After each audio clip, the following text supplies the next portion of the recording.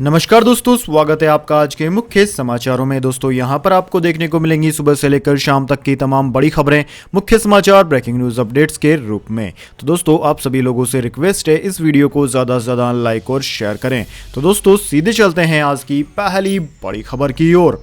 किसानों ने हक के लिए हद पार कर दी। दिल्ली की सड़कों पर 11 घंटे तक मचाया उत्पात, टकराव और हिंसा भी हुई। जी हां दोस्तों, 26 जनवरी के दिन किसानों की प्रस्तावित ट्रैक्टर परेड ट्रैक से उतर गई। इसकी शुरुआत सुबह 8:30 बजे जबरदस्ती दिल्ली में दाखिल होने से हुई। दोस्तों दिन भर हिंसा और उत्पात के बाद आखिरकार किसान संगठनों ने शाम को इसे तुरंत बंद करने का ऐलान किया। 11 घंटे की इस परेड के दौरान किसानों ने पुलिस बैरिकेड्स तोड़े, पुलिस वाहनों और सरकारी बसों को नुकसान पहुंचाया।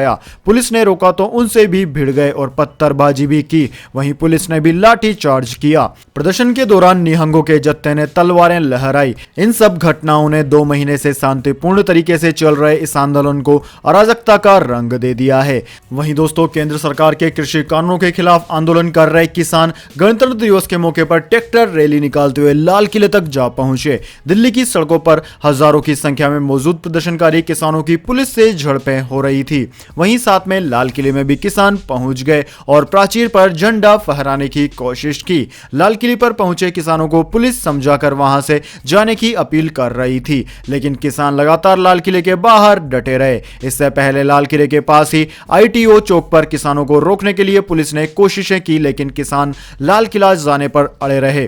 ITO पर पुलिस और किसानों के बीच झड़पें भी हुई, जिनमें नवनीत नाम के एक शख्स की मौत हो गई है। इसके बाद दोस्तों अगली बड़ी खबर, किसानों के साथ झड़प में 80 पुलिसकर्मी हुए घायल, अस्पताल में हो रहा है इलाज। जी हां दोस्तों, गणतंत्र दिवस पर किसानों की ओर से निकाली गई ट्रैक्टर रैली के दौरान भड़की हिंसा में करीब 80 पुलिस के जवान घायल हुए। घायल होने वाले पुलिसकर्मियों में कईयों की हालत गंभीर बताई गई है। दोस्तों आपकी जानकारी के लिए बता दें, कृषि कानून का विरोध कर रहे किसानों ने मंगलवार को देश की राजधानी दिल्ली में ट्रैक्टर रैली निकाली थी। इस दौरान उनकी कई स्थानों पर पुलिस के साथ झड़प हुई थी। दोस्तों अभी तक मिली जानकारी के अनुसार 80 के करीब पुलिसकर्मी इस झड़प में घायल हो गए हैं, जिन्हें दिल्ली के विभिन्न अस्पतालों में भर्ती कराया गया है। इसके बाद दोस्तों अगली बड़ी खबर, किसान आंदोलन को देखते हुए पंजाब और हरियाणा में हाई अलर्ट। सोनीपत समेत 3 जिलों में इंटरनेट और SMS सेवा हुई बंद। जी हां दोस्तों, राजधानी दिल्ली में हुई हिंसा की घटनाओं को देखते हुए पंजाब और हरियाणा सरकार ने हाई अलर्ट जारी कर दिया है। पंजाब के मुख्यमंत्री अमरिंदर सिंह ने हाई अलर्ट का आदेश जारी करते हुए DGP से कानून व्यवस्था बनाए रखने के लिए कहा है। हरियाणा के मुख्यमंत्री मनोहर लाल खट्टर ने भी बैठक बुलाई है। इसके बाद हरियाणा पुलिस ने बयान जारी कर कहा कि दिल्ली में ट्रैक्टर मार्च के दौरान हुई हिंसा के बाद DGP मनोज यादव ने सभी जिले के SP को हाई अलर्ट का निर्देश दिया है। दोस्तों हरियाणा के सोनीपत, पलवल और झज्जर जिले में एहतियात के तौर पर इंटरनेट और SMS सेवा कल शाम 5 बजे तक के लिए बंद कर दी गई है। वहीं दोस्तों पंजाब के मुख्यमंत्री अमरिंदर सिंह ने हिंसा की घटना को अस्वीकार्य बताया। अमरिंदर सिंह ने एक ट्वीट में कहा कि दिल्ली में चौंकाने वाली घटनाएं कुछ तत्वों द्वारा की जा रही हिंसा अस्वीकार्य है। किसानों के शांतिपूर्ण विरोध प्रदर्शन से जो साख बनी थी, इससे उसे नुकसान पहुंचेगा। इसके बाद दोस्तों अगली बड़ी खबर, किसान आंदोलन को लेकर गृह मंत्री ने की उच्च स्तरीय बैठक। दिल्ली में अधिक संख्या में होगी अर्धसैनिक बलों की तैनाती।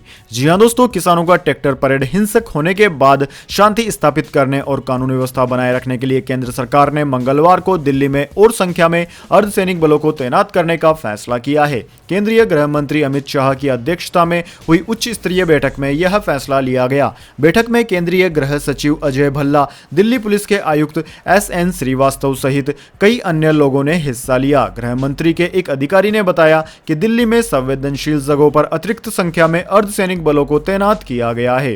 कितनी संख्या में अर्धसैनिक बलों को तैनात किया जा रहा है, इसकी पुख्ता जानकारी नहीं है, लेकिन अधिकारियों का कहना है कि 15 से 20 कंपनियां यानी कि 1500 से 2000 कर्मी तैनात किए जाएंगे।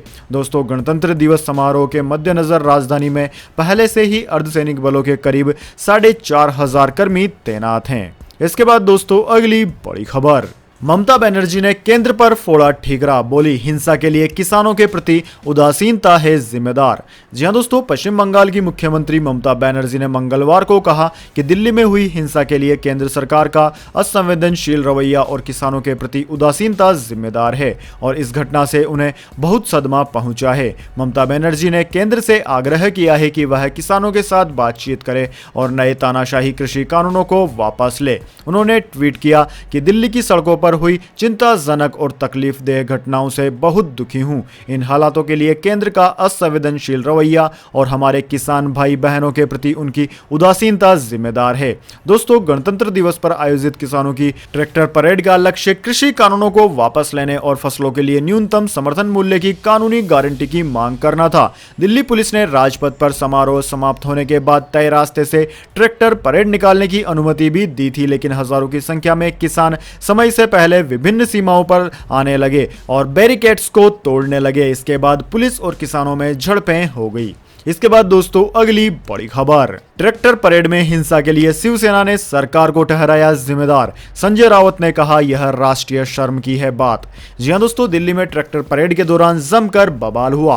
पुलिस और प्रदर्शनकारियों के बीच झड़प हुई, पुलिस पर पथराव किया गया और लाठी डंडों से हमला हुआ। बवाल के चलते दिल्ली मेट्रो के कई स्टेशन बंद कर दिए गए, कुछ जगहों पर इंटरनेट सेवा भी बंद कर दी गई। इस बवाल के बाद राजनीतिक बयानबाजी भी तेज हो गई है। इसी बीच दोस्तों, शिवसेना नेता संजय राउत ने इस घटना को राष्ट्रीय शर्म की बात बताया है। साथ ही उन्होंने केंद्र सरकार पर भी निशाना साधा है। संजय राउत ने कहा है कि ये जो कुछ हुआ वो आंदोलनकारियों को शोभा नहीं देता। दिल्ली में जो हुआ वो राष्ट्रीय शर्म की बात है। उन्होंने कहा कि पहले शाहीन बाग, अब ये आंदोलन। अगर बार बार ऐसा होगा तो लोकतंत्र खतरे में पड़ जाएगा।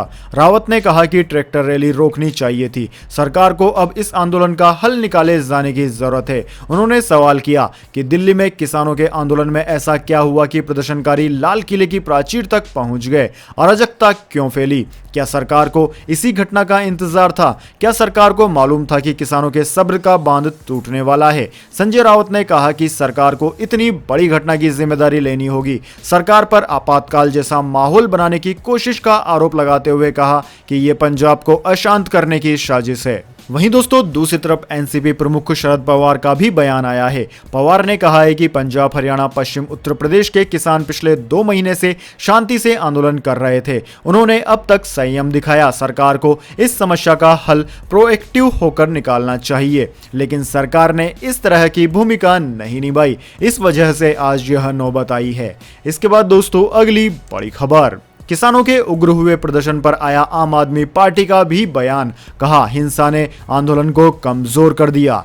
जी हां दोस्तों, दिल्ली में गणतंत्र दिवस के दिन किसानों के उग्र हुए प्रदर्शन पर आम आदमी पार्टी का भी बयान आया है।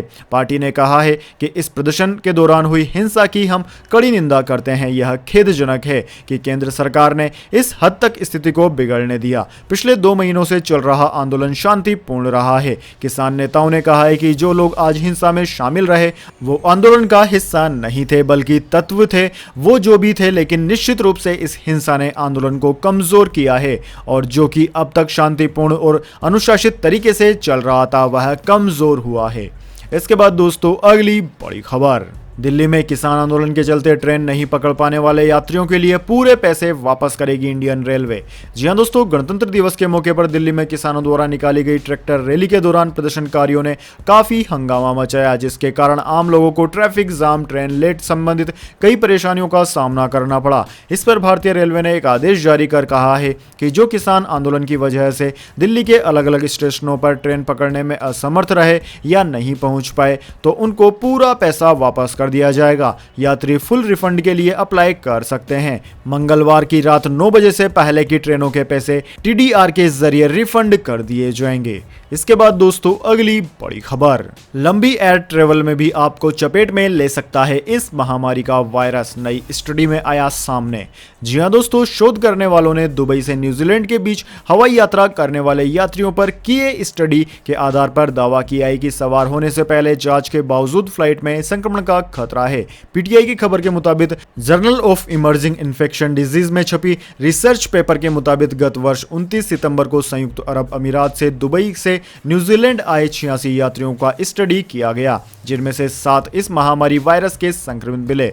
न्यूजीलैंड स्थित ओटोगा विश्वविद्यालय के शोधकर्ताओं सहित वैज्ञानिकों की टीम ने यात्रियों की यात्रा की जानकारी ली। बीमारी का आकलन किया गया। संक्रमण के संभावित स्रोत का पता लगाने के लिए वायरस के जीनोम आंकड़ों का भी अध्ययन किया गया। अनुसंधानकर्ताओं के मुताबिक 5 यात्रियों ने दुबई में विमान पर सवार होने से पहले 5 अलग-अलग देशों से यात्रा शुरू की थी और रवाना होने से पहले हुई जांच में रिपोर्ट नेगेटिव आई थी, लेकिन वे यात्रा के दौरान ही पॉजिटिव हो गए। हालांकि उन्होंने मास्क और दस्ताने पहने हुए थे, फिर भी वे पॉजिटिव हो गए। इसके बाद दोस्तों जान लेते हैं पूरी दुनिया और भारत में क्या है इस महामारी की स्थिति। तो सबसे पहले दोस्तों बात कर लेते हैं पूरी दुनिया की। तो दोस्तों पूरी दुनिया में इस वक्त तक इस महामारी के संक्रमितों का आंकड़ा लगभग 10 करोड़ को पार कर गया है। वहीं दोस्तों इस महामारी से मरने वालों की संख्या 21,34,000 के पार है। दोस्तों इस महामारी का सबसे ज्यादा असर अमेरिका पर हुआ है। अमेरिका में 2,52,00,000 से ज्यादा संक्रमित मरीज अब तक सामने आ चुके हैं, जिनमें से 4,20,000 से ज्यादा लोगों की जान जा चुकी है। दोस्तों अमेरिका के बाद में India, Brazil, Russia, United kingdom, France, Spain, Italy, Turkey आदि देशों का नाम आता है।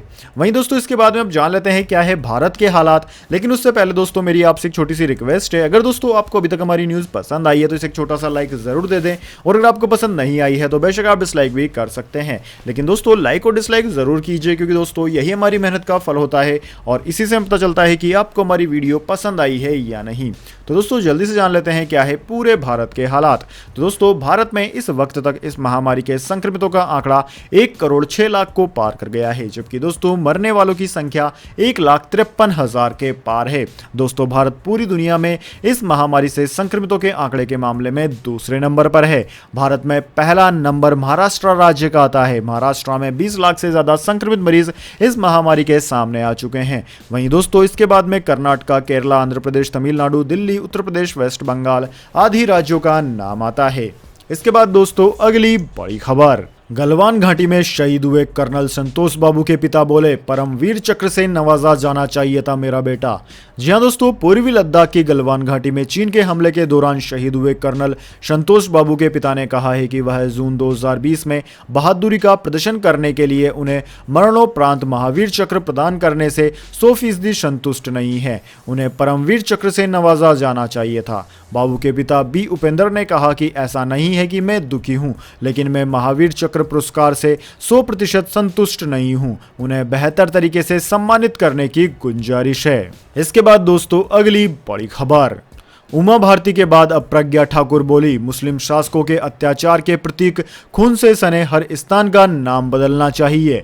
जी हां दोस्तों, रामेश्वर पटेल, उमा भारती और अब प्रज्ञा ठाकुर मध्य प्रदेश में स्थानों के नाम बदलने की मुहिम में एक के बाद एक बीजेपी नेता शामिल होते जा रहे हैं। अब भोपाल से बीजेपी सांसद प्रज्ञा ठाकुर ने शहर के कुछ और पिकनिक स्पॉट्स के नाम बदलने की मांग उठा दी है। उमा भारती की मांग का अब सांसद प्रज्ञा सिंह ठाकुर ने भी समर्थन कर दिया है, बल्कि उमा भारती से 2 कदम आगे जाकर उन्होंने कहा कि हलालपुरा बस स्टैंड, लालघाटी और इस्लाम नगर का भी नाम बदल दिया जाए। ये सब नाम अत्याचारी मुस्लिम शासकों के आतंक की निशानी है। ये नाम बदलकर इनकी जगह क्रांतिवीरों के नाम पर इन जगहों का नामकरण किया जाना चाहिए।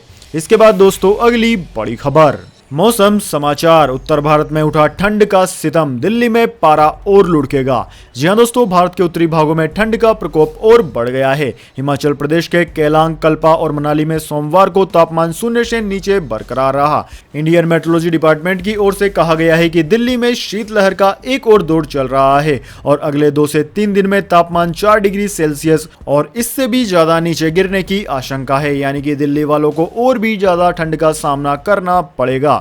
वहीं दोस्तों खबर के मुताबिक आईएमडी के क्षेत्रीय पूर्वानुमान केंद्र के प्रमुख कुलदीप श्रीवास्तव ने कहा है कि राष्ट्रीय राजधानी में अधिकतम तापमान 16 डिग्री सेल्सियस के आसपास रहने की उम्मीद है। इसके अलावा दोस्तों राजस्थान में माउंट आबू में तापमान 0 से 4 डिग्री सेल्सियस कम दर्ज किया गया। इसी बीच आईएमडी ने कहा है कि मध्य प्रदेश में गणतंत्र दिवस के एक दिन बाद कम से कम 10 जिलों में कोहरा छाएगा। इसके बाद दोस्तों अगली बड़ी खबर, आज फिर महंगा हुआ पेट्रोल डीजल, दिल्ली में ₹86 प्रति लीटर को किया पार। जी हां दोस्तों, नए साल की शुरुआत से ही पेट्रोल डीजल के दाम में रुक रुक कर लगातार बढ़ोतरी हो रही है, जिसके चलते दोनों ईंधन के भाव रिकॉर्ड स्तर पर पहुंच गए हैं। बीते 2 दिन के बाद आज फिर सरकारी तेल कंपनियों ने पेट्रोल डीजल की कीमतों में इजाफा कर दिया है। दोस्तों, इस बढ़ोतरी के बाद अब अधिकतर शहरों में पेट्रोल के भाव उच्चतम स्तर पर पहुंच गए हैं। राष्ट्रीय राजधानी दिल्ली में आज पेट्रोल का भाव 35 पैसे प्रति लीटर, तो वहीं डीजल के दाम में 35 पैसे प्रति लीटर की बढ़ोतरी कर दी गई, जिसके बाद पेट्रोल ₹86.05 प्रति लीटर और डीजल ₹76.23 प्रति लीटर के रिकॉर्ड लेवल पर पहुंच गया है। वहीं दोस्तों, इसके अलावा अन्य राज्यों की बात की जाए तो सबसे महंगा पेट्रोल राजस्थान राज्य के हनुमानगढ़ शहर में है। दोस्तों, हनुमानगढ़ में 1 लीटर पेट्रोल की कीमत ₹100 को पार कर गई है। वहीं दोस्तों, मुंबई की बात की जाए तो मुंबई में 1 लीटर पेट्रोल की कीमत ₹92.62 है, जबकि डीजल की कीमत ₹83.03 प्रति लीटर है। इसके बाद दोस्तों, अगली बड़ी खबर, टिकटॉक पर भारत में हमेशा के लिए लगेगी पाबंदी, 58 दूसरे चीनी मोबाइल ऐप्स पर भी रहेगी स्थायी रोक। जी हां दोस्तों, सूचना व प्रौद्योगिकी मंत्रालय ने टिकटॉक समेत चीन के 59 मोबाइल एप्लीकेशंस पर भारत में स्थायी प्रतिबंध लगाने का नोटिस जारी किया है। मामले से जुड़े एक अधिकारी ने बताया कि केंद्र सरकार चीनी एप्लीकेशंस कंपनियों की ओर से दिए गए स्पष्टीकरण से संतुष्ट नहीं है, इसलिए इन 59 ऐप्स को भारत में हमेशा के लिए बंद करने का फैसला लिया गया है।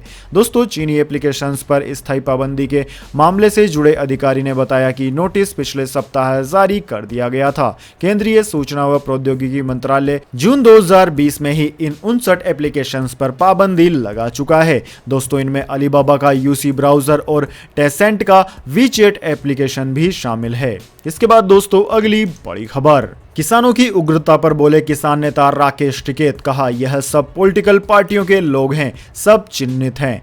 जी हां दोस्तों, कृषि कानूनों के खिलाफ मंगलवार को किसानों द्वारा निकाली जा रही ट्रैक्टर परेड के दौरान कई जगहों पर किसान उग्र हो गए। आईटीओ और टिकरी बॉर्डर पर किसान बेकाबू हो गए, जिसके बाद पुलिस ने लाठी चार्ज किया और आंसू गैस के गोले दागे।